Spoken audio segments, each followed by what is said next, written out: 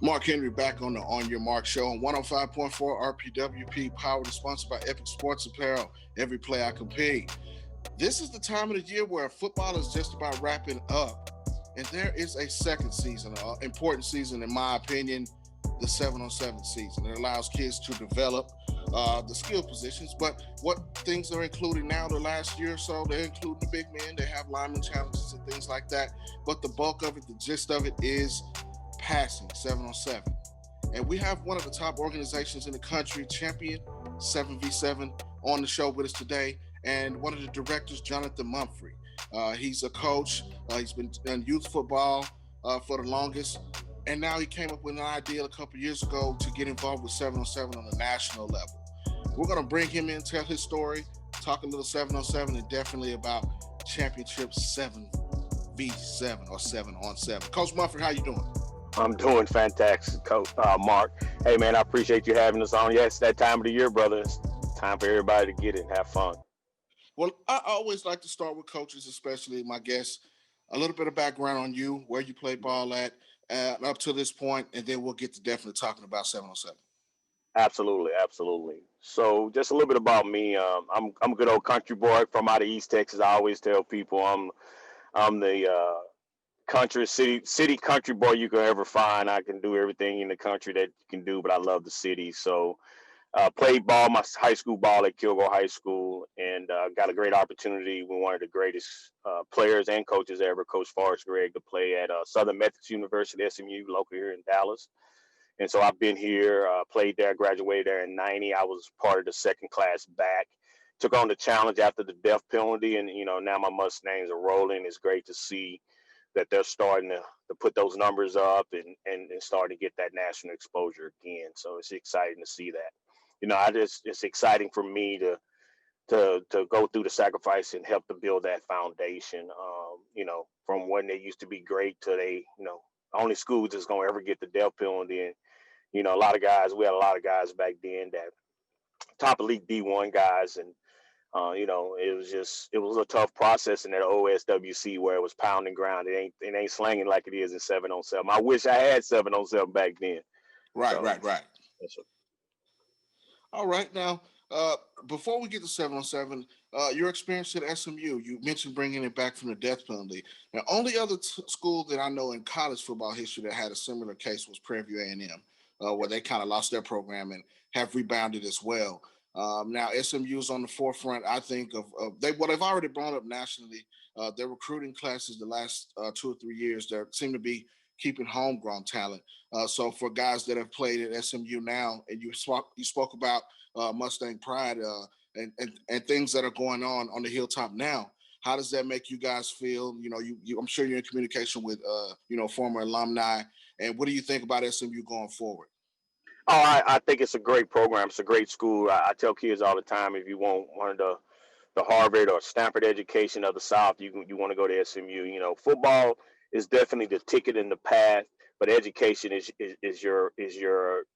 what's going to take you through your next part of your life. It's one thing to perform on the field, but that classroom is so important. And then the SMU network. You got some of the richest guys, richest kids go there.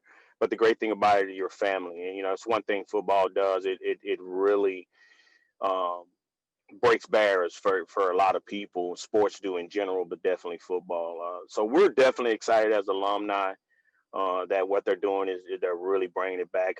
Excited about the campaign, the Dallas campaign, that they're really focusing on the local kids, because we got a ton of talent in this DFW, East Texas market, and the Texas market in general. Texas is one of the number one football states in the country, and so why not get that talent and why not keep it home and bring that fan base? So, I just continue to encourage athletes and take a deeper look. Don't look at the past. Don't just think it's all BMWs and all that. It's there. That's at every school. But how do you benefit from a $300,000-$400,000 over 4 year scholarship? And I've been able to use that to my advantage. And I'm not just an athlete. I'm an educated. I'm a student first, and that's so important. People see football players, they think we're unintelligent, but some of your most important and your next and upcoming entrepreneurs are ex-athletes, ex-college football players, or ex-athletes that know what the grind take. And that's what you have to put in, and whether you're at SMU or wherever you go. But SMU definitely requires some extra work in the classroom because of their standard of education. Oh, definitely, man. The Hilltop is doing the thing. Shout out to the Mustangs. They got some of the top players in the country, in my opinion. And this next recruiting class is going to be really probably taking them on the cusp of probably, playing for a championship nationally, not just in their conference. Now let's back up a little bit with your coaching background. You've had extensive, coaching experience at the youth level before we Right. get to 7-on-7. Right. Explain how that helped shape you going into creating and developing Champion 7v7. Yeah, so my foundation, my wife and I started Total Athlete Sports, which was a flag league back in 2015. And the whole purpose of that, is just like all of us, we start out as dads, as coaches, and, we see what's wrong, being an ex-athlete, being around sports, and wanted to bring a different quality and really a development process to the marketplace, because we was in some flag leagues, and we just felt like it was just a bunch of guys throwing a football out and really just out there letting kids ripping and running and collecting a check. And so my wife and I started Total Athlete Sports in 2015 and became the largest flag organization in the DFW marketplace. So our whole vision behind that was to really develop the kids, teach fundamentals, coach our coaches, make sure they understood, because you got to use dad coaches as well at that time. So Total Athlete was all about what we're talking about, developing a total athlete. And so what we also did, we was able to give experiences. Life is about experiences, and it's all about expectation. If you expect nothing from a kid, you get nothing. So we provide a lot of expectation for our kids, whether they can play or not. We would take a kid, he got 2 left feet, and he'd be better by the end of the year, because we was teaching coaches how to coach them and develop them. Now, it was competitive. We was competitive, so we didn't do that daddy ball and none of that stuff. But Right. the biggest thing that we wanted to do is also give those kids that might not never play on the elite level, might not never play in a high school stadium, may not never play in a college stadium, and maybe not ever play in the NFL stadium. I never played at the NFL level, but I played in an NFL stadium in high school in the playoffs. So what we would do with the athletes is we will play in a high school stadium in Saxe, Texas, in the Garland district. So we would let them play on turf field, and that was like life to them, because some of those kids have never played in a football stadium. And then we will have our championship games at SMU. So that was big. You used to see the kids when their eyes light up. And then once a season, we would play in now Cowboy Stadium. We would take those kids there, and we also had a great opportunity to take a group of kids and play at halftime at a college game. So life is all about experiences, and so we've built that business and done that for the past 5 years, going on 6 years. We've seen some kids go on, and you probably heard of Jordan Neighbors. He's been part of my program. He's a big kid over at Heath, and he's going to end up getting a scholarship. A lot of other kids that has played in our program, flag football teach the basis of the game. It teach breaking down. It teach, it teach you being able to understand how to focus on certain fundamentals of the game, how to even take a handoff. You'll be amazed at how many kids play middle school football, don't even know how to properly take a handoff, don't properly know how to stand a receiver. I don't know what we're doing in youth sports, but that's some of my passion, as you can tell, that we got to really teach and develop the athlete, and then we'll see that fruit come later. But it comes back to a higher expectation. So that's my wife's business. I've supported her. She's the CEO of that company. So it was very exciting to see all that happen. And man, we're still passionate about it. With the COVID, just not able to play in high school stadiums now. So that season, that season, our season has been on hold, but we're excited to get back going in that business. So I was a coach. I used to tell them all the time, look, when I'm coaching on the sideline, I have my head referees. I am a coach. Treat me like a coach. Now, when I got my polo on and I'm not coaching, I'm the director. So me and the referees always had some fights and some good things. So, because you know what, I'm like any other person. I'm gonna challenge the calls. I'm gonna be at you. I've got threatened to get through out a couple times out of my own league. So that's always fun. Shout out to D and Chris. Those guys are great referees around the marketplace, and they've been a great asset to our Total Athlete Sports company. Well, definitely, man. I've coached some little league 707 as well, and have been on the brink of being kicked out. So I understand the passion about it. It just has to do with you coming from a competitive background and competing, at an elite level, and then development. That's the key. And I heard you reiterate that over and over, and that leads me into 707. Now Mhm. 707, past the past 10, 15 years is a whole new animal, and it's all about development, in my opinion, from what I looked at kids getting it from coaching it before. And that's one of the things we start out with.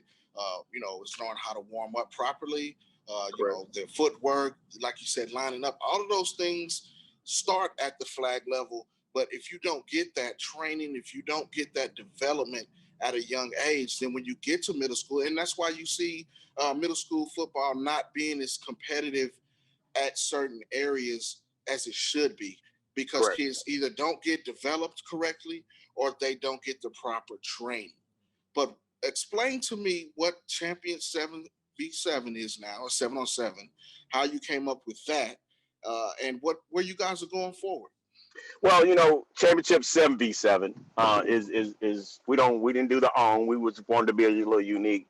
So I just kind of give you the basics, Mark. And I kind of go back a little bit further if you don't mind. So, and this is a little personal to me. I was sitting in church one Sunday, and I felt like God was speaking to me. And I'm not trying to be hype or over Christian. I'm just giving you guys the story. Yes, sir. God was speaking to me, and He told me to help kids get to college. And I'm like, how am I gonna do that? I'm arguing with God, and I'm like, I'm hearing the preacher, but I'm like sitting there having a conversation. And the long story short, that was on a Sunday.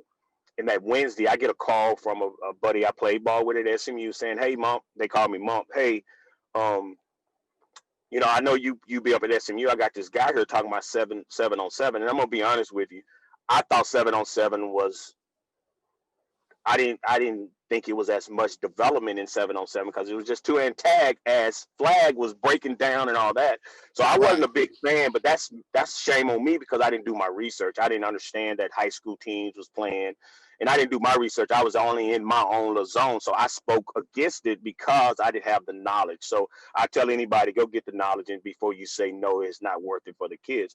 Well, that Wednesday when he called me, he introduced me to a guy, and me and the guy met on that Thursday. And ever since that Thursday, it's been a process for me. They had an organization. I don't know if you remember a few years back, we launched me and my team. I brought my team from Total Athlete Sports and ended up hooking up with a couple guys. Matter of fact, the owner of a couple companies that and friends of yours as well, and hooking up with them. And we began to grind and work and build national 7v7. We started our first tournament was in Marshall, Texas. I tell people we probably had about 7 teams. I'm very passionate because we started, man, and someone do something in the bathroom, you got to go clean it up. You know, Right. Right. it's the little Right. things that you do, but our whole purpose there was to build the best quality product out there. We wanted to teach the kids responsibility and discipline, so we began to put some real guidelines in. And National 7v7 in 2019 became the fastest growing circuit in the country. That's how we met through that space. And then we didn't own the brand. We was working with some guys that owned the brand, and we had two different visions. I mean, honestly, we saw something different, and they just wanted to kind of just stand up tournaments and really didn't provide a true space for the athlete. No offense to them, that was their vision. So me and my partner, who's our CEO now, Jacob, and I'm the COO. We and along with my business partner, Lanice, which is my wife, we was sitting down one day and we came up. God just dropped in our lap TruXposur, like TruXposur, because we was all about giving the athlete at most exposure we can give them, because it was about if it ain't for the athlete, we didn't want to do it. We already had the championship 7v7 brand, so we just became, when we looked at everything, and our company is TruXposur, but then we began to have different verticals, and so championship 7v7 is one vertical of our whole company that we want to bring to be a hub-centric company. And championship 7v7 started, and it was born at that point, and so we just began to take it off from there. And what we wanted to do is we wanted to make sure that kids are safe, number one. That was our whole goal. We know a lot of kids like to do a lot of things and they think it's just a bunch of jumping around and having fun, but it's about development. It's about them learning how to run the proper right, learning how to have the right character on the field. What didn't make sense to us was you have a helmet on, but you don't have it strapped. How is that safety? Right. So we became the only circuit that would penalize kids, take away touchdowns if they didn't strap their helmet. Also, we will penalize the kids if they was taunting. We didn't mind you dancing and celebrating. We didn't have a problem with that, but we didn't want you embarrassing and taunting other kids, because if you couldn't do it on Friday night, we didn't want it to be done. And so that's where some kids didn't like coming out tournament because they said, oh, we was too strict. Well, that was okay, but we felt like if we can give the safest and the best environment to the parents and to the kids, then they will come. And we've began to continue to build that model that we're on time. We're on time. We make sure we're fair, and we communicate with our coaches and our teams, and make sure they get the best product out there. And what we're starting to see, teams are starting to like our environment, and we really feel like they're all these teams that play with us, they're family. I talk to every coach around the country, me personally. If they call me, I help them, I assist them in whatever way. So it's not about Championship 77. It's about the athletes and the coaches and the organization, what they do, because they're the true heroes. These coaches that are doing things in the community. What most people don't know about the 7-on-7 circuit, they see the hype and they see a few coaches that might benefit from an athletic sponsor, but they don't see the coach that feed the kid and send Uber when the kid don't have food at home, or go pick that kid up every day because mom and dad is not either working two jobs, or dad or someone is not home. That's a side of 7-on-7 that people don't know. People don't really take the time to do their research. I mean, it's a ton of great guys that do it for the love of the game and love of the kid. Now, I think it's important that those guys should get some type of reward. I mean, they spending all the time, they spending all the hours. So if they charge a fee, that's a fair fee for what they do, because they train them, they develop them, because they're gonna end up getting a couple $100,000 scholarship. Well, those guys that put that label in, not that. And I hate to say this, I'm not trying. I think everybody has a role, and I think those coaches have a role, and I think the high school coach have a role, as well as the parent. So it takes a community to raise these kids. And I think the 7-on-7 coaches in this space, the ones that I know and the ones I talk to on a daily basis, they do an amazing job on helping these kids with their dreams and what they're looking for. And that's why, and I think at the end of the day, when these kids come in the 7-on-7 space, that's why you see such a great Friday night football. And I think the high school coaches got to understand, if they are more of a collaborative process instead of against if they're against each other, the game of 7-on-7, they get the best product in the end, the high school coaches, because they're going to get a better developed athlete, a quicker athlete, a more twitchy athlete, because they've spent all spring not only playing 7-on-7, but training in more position specific. And I think it gives these offensive coordinators and these defensive coordinators to be able to scheme better, because they got a better athlete on their field. Because these guys go around the nation on our circuit and play against some of the best athletes, the IMG athletes that goes to IMG, some of the best athletes in the country. So at one tournament, they can play, kids that's going to play at Alabama. From Alabama, the kids going to play at a D3 school that could be at Alabama in the same weekend. And I've seen kids that got that Alabama offer, kid that don't have an offer, just school them to death, and then they don't get any exposure, because the other companies out there that rating these kids only focusing on the Alabama or the star kids. So what we wanted to do when we built the TruXposur Championship 77 platform is to give exposure to the 95 to 98% of athletes that don't get exposure. And that's our whole dream and vision of what we're about. Yes, it's about playing 7-on-7, but it's about helping these athletes that deserve to get this exposure. And we can do that on our platform. Well, that's definitely the most important thing. On my other podcast, the Top Texas Prospect Show, we believe in shining the light on hidden gems, and the On Your Mark show is a part of that. But it's just my vision here, that we're taking apart, and you and myself have had these conversations Correct. probably the last 3 years behind the scenes about what exactly needs to be done to get these kids the exposure that they need. And I also think that you hit on something right there. The high school coach and the 7-on-7 coach or the trainer should have a collaborative type of atmosphere for that particular kid. Whereas, in certain circles, and we'll visit this here in a minute, it's frowned upon. I believe that sometimes the high school coach gets threatened because a 7-on-7 coach or a trainer has a big mentorship block in these kids life. And I'm not afraid to say it. Most of these kids are Black or African American, and Correct. some of them come from places where they consider disenfranchised, or they're troublemakers, or people just do not want to enter in that space. Well, that's where you guys and guys that are not afraid to go in those spaces and help those kids have helped many kids that are playing on Sundays now, that are playing on Division I colleges, Division III, and they're also getting that education at the same time.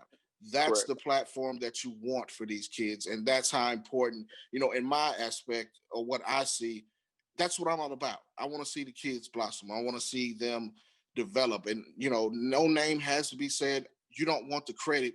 You want to see that family that kid is in flourish, and see that kid make it to the next level. And that's Correct. what I believe is so important. Again, this is Johnathan Mumphrey from TruXposur, champion 7v7. He's the director there, and he's all about the kids, and that's why we have him on the On Your Mark show here today. Now, Coach, you guys did some things here last year with the COVID situation, and I thought it was very important that you and myself talked behind the scenes about this time. A lot of people in the state, especially the Texas A&M 7-on-7 structure that they have that goes along with the UIL, had some flack there. But I thought that you guys did a great thing in still giving those kids a chance to play, because we didn't really know at the time. We didn't know if there was going to be a season. And, a lot of people that I talked to and you talked to thought, well, okay, let's wait and see if they have a season. 7-on-7 was probably going to be in the forefront in the fall if the high school season didn't happen. Correct. But what is important that you guys did, and I was a firm believer in what you guys were doing, you guys had some tournaments that you guys had while this thing was being figured out at the time.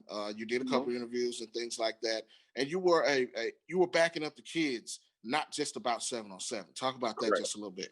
Absolutely. And if I could step back a bit and come into that question. So, coming into 2020, we did before the COVID, we did the largest recruiting event that I think has been put on. We did it in 2019. It was a raining thing. We sent along with TruBuzz. I got to give them their shout out.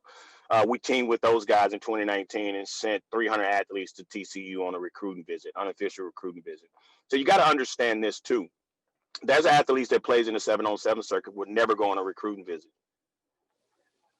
But we say we want to give them exposure. What exposure are we really giving them? Is the question that I have, that we've had as a company. And so, we teamed with Texas A&M in 2020 to do the Aggieland Classic, and we sent over 600 athletes on a unofficial recruiting trip to A&M, and they got a chance to tour the facility, hear the coaches speak, walk through just like a normal recruit. And we don't know, but we was told that some athletes got some offers from that recruiting trip. Those coaches did not come to our tournament, but they knew some of that. We sent in our rosters, so they knew some of the athletes that was there.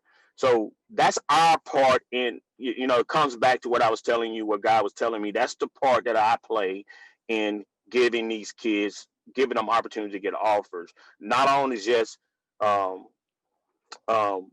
them to the school, but also continuously to work with the coaches. And, our network is so vast that we can talk to any coach that might have that actually on a 7-on-7 circuit that know a coach at one of these colleges in the country. So when we came to the COVID situation, man, we was rolling, man. And when COVID shut us down, we had an event in Atlanta. We had about 65 teams that was supposed to be there.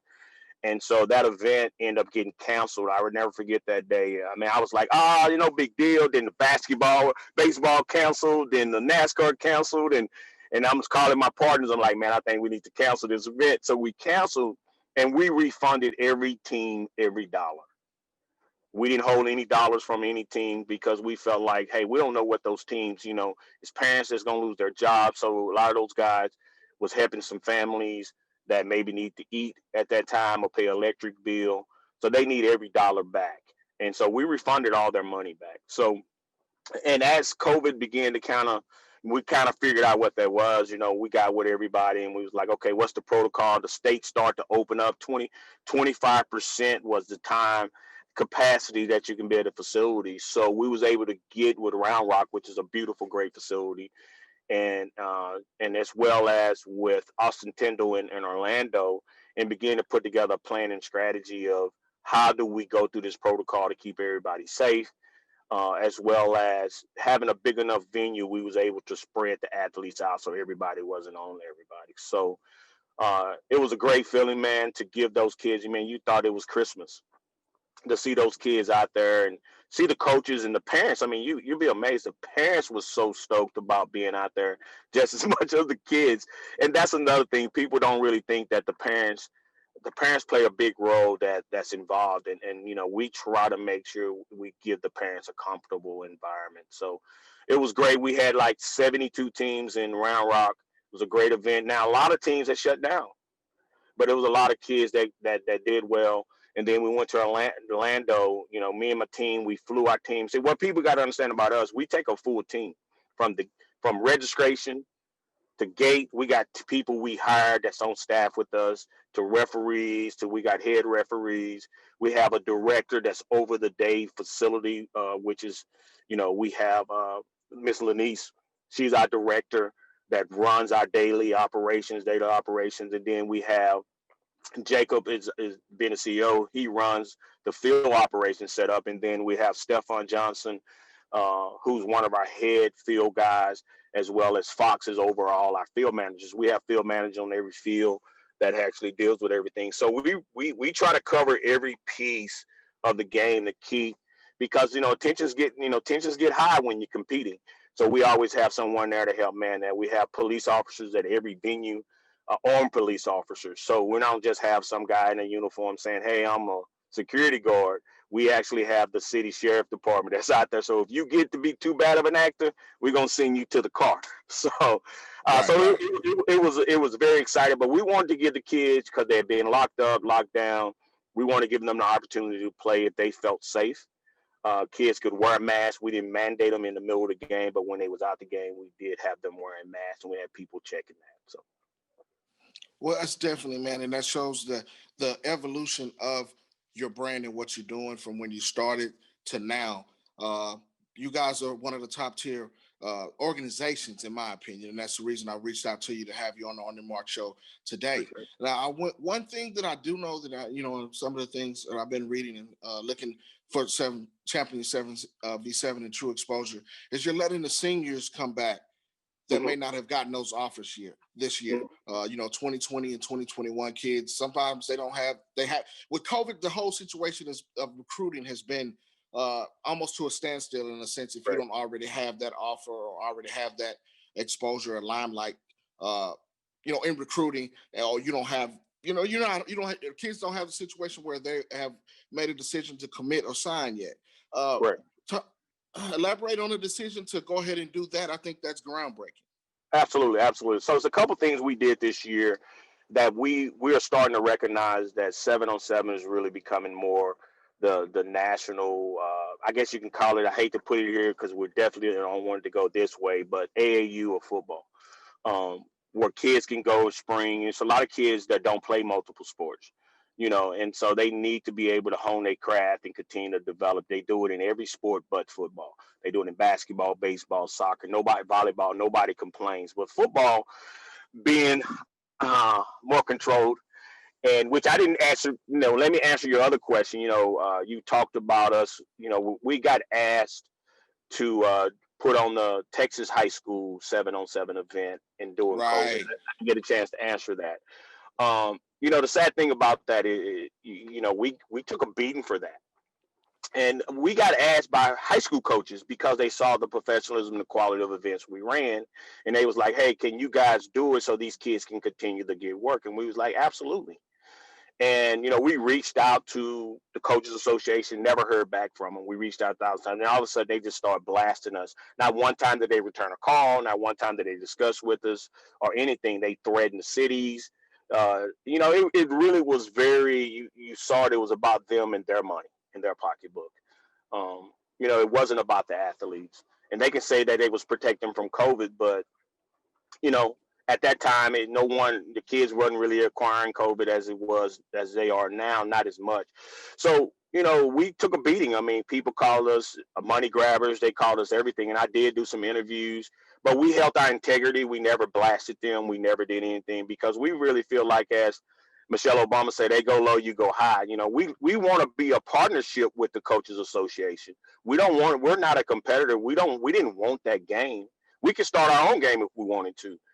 We see they do a great thing in the space for those athletes with Adidas, and we wanted to support that. We just didn't want the kids to miss out on their summer, what they're used to doing.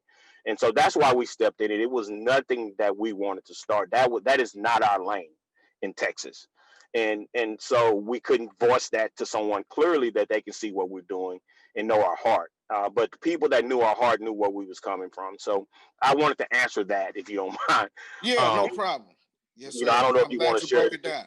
Yeah. I'm glad you broke it down, and that's why I asked, because what you and I were communicating, and we do from time to time about that whole ordeal. And you reached out to me and you asked what I thought about it and what you should do, and we shared that.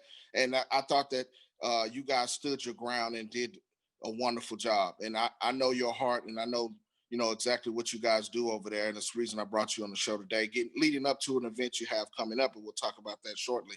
But it gets a misconception there, and they call what the thing that I frown on is they call 7-on-7 coaches or organizations handlers, and that's not what all of these guys are. Most of these guys, like you said, they go and pick these kids up. These kids are fed. When they go out of town, they're chaperone. There's a mentorship that goes on that people don't see unless you're on the ground floor, or boots on the ground, like they say. If you're not in it, you don't know. Correct. Yeah, and that's another thing. These guys put on ACT and SET classes, and for these kids to go and study, they go to study hall. And sometimes they parents call the coach and say, "Hey, Johnny is acting up in school. Can you go up there?" Right. And so people don't understand the impact, and maybe they don't understand our community. I don't know, but yes.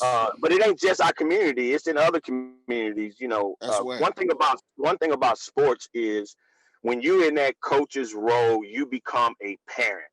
Right. Exactly. Even in my flag league, I had kids in my flag league, and they're middle class, upper echelon kids. Yeah. That the parent would call me and say, "Hey, little Johnny is not doing well in school. He's going to class." I said, "Okay, I'll go up there and handle that." This is flag football at 9 years old and 7 years old. That my impact was even more than the dad and the mom, because the kid looks up to that person. So before people start to belittle these coaches and these guys, understand the sacrifice, understand the commitment level that they take away from their kids and their family. That's time away from their kids and family, and a lot of it is volunteer. In a lot of cases, it's not any money being to it. I know I volunteered. I didn't charge enough in my league to be able to say, "Oh, I'm making money." I did it because that's my passion and my love. Yes. And that's why you do it. And that's what people got to begin to understand before they just start knocking these guys.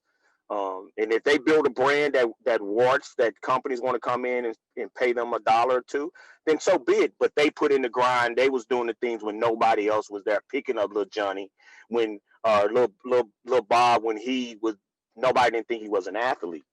But now he becomes a superstar. Everybody wants him. "Oh, I did the job." Well, you didn't do it when he was 10 and 7 and 8 and 12 and 14. Let's understand who put in this work to get him to be the guy that Nick Saban come in and sit in his living room, or Deion Sanders, or all those things. It wasn't just the high school coach. So let's be honest with that. So I think these guys, you have to begin to come together with it. Well, most definitely. And then the next question was about the decision to bring some of the seniors back. Okay. That's unique. No, you're good. Again, this is Johnathan Mumphrey from Champion 7v7 and TruXposur here on Oymrc Show 105.4 RPWP. So bringing the guys back that didn't get recruited or haven't signed, talk about that just a little bit. Yeah, so I mean, we toyed with that idea because we never allow seniors to play on our circuit. You know what I'm saying? And we didn't feel like that if a senior had an offer that they really needed us. It's time for them to focus and go into go get ready for their year to go off to college. And so me and the partners got together and we began to toss that around. And due to COVID, we're doing a COVID year this year. That if you are a 2021, if you're a senior, you can play on our circuit as long as you haven't signed a letter of intent. That is so Gotcha. important. Okay, As gotcha. long as you haven't signed a letter of intent, because there's no need for you to come out here and blow a knee. Right, There's no right, need for you to think, oh, you're gonna get an Alabama offer just to come and play 7-on-7. right. But there's kids out there that don't have any offers that need more tape, that need more, more film, or they need a little bit more development or whatever before they go off to school. So a couple things we did, we decided to do that in the COVID year, and then we'll reevaluate it after the year for our seniors. And the other great thing about it is, I know this is one of the questions I get. We established a age cutoff for 7-on-7. It's always been an age cutoff for tackle, and so you always find kids that'll start out in the age bracket and then can't finish with their team in the 7-on-7 season because they turn a higher age. So what we decided to do is to do January 1st of 2021, your age before. So what that means, if you're playing in 15U and you turn 16 December 31st or even January 1st, you can't play 15U. You have to play up. But however, if you're 15 and you turn January 2nd, you turn 16, you can play in the 15U bracket. And the reason I think that is important is, and I know everybody got their own opinion on this, but if we're about development, there's some kids that turn 16 in the middle of a 7-on-7 season that is not ready to go play 18U ball. And they need to still continue to develop. And so football is not all about your athleticism. It's about your mental as well. And it's about, are you mentally capable, are you mentally developed to be able to impact the game? There's kids that are 6'4", 6'5", but they go and they're 15, and they go up to that high school level and they just turned 16 in February. And they're going to get dominated because mentally they might not be there. And I just go back and look at my son when he was coming from his freshman year to his sophomore year. He was 14, turning 15. He needed a little bit more development in that 15U bracket just because he was switching positions and never played that level of competition. Because when you hit that 18U bracket, there's some dogs in that bracket. Dogs. Some grown men. Grown men. That's right. Grown men. And just because your age say you should be able to compete, don't mean your mental say you can compete. Exactly. And what we have to be careful about is we have to be careful that we don't kill kids' confidence. Because that's part of the game and part of the development. And just because their age turning in the middle of that season doesn't mean that that's there. So that's what it was about. And so we wanted to be able to impact the kids. Now are they going to, I know some clients going to say, well, they're a little bit older than my kid. So if they turn 16, 30 days into the season, do that make them truly a 16-year-old? They still got a 15-year-old mindset. And that's what people got to understand. It ain't about their body. It's about the mental. It's about that capacity of the game. And you'll see that same level that begins to happen when they go to college as a freshman. The reason a lot of freshmen don't play is because they're not, the speed of the game and the knowledge of the game and the IQ of the game is not developed yet. It's because they're young and they just hadn't been through the process. So, but we're excited about having seniors this year, and they're going to play against 18Us. And so there might be a few kids that turn 19 in the middle of the season. Okay. They played them when they was 18 at the end of 18. So I don't think they've grown because they turned 19 in March. I don't think they've really gained an extra muscle that's going to make them can't compete with a high school kid, overly compete. So that's kind of what it is. I hope I was able to answer that question clearly. Man, yes, definitely. And I thought that you guys were bringing something that I hadn't seen, and I thought that was very important. And I believe that, I wholeheartedly agree that they need that shot to get back that year. That really almost didn't happen at 7-on-7 wise. The high school season is about to wrap up. We're in the Final Four here in Texas. Next week they'll be playing for championships. So 7-on-7 is about to kick off.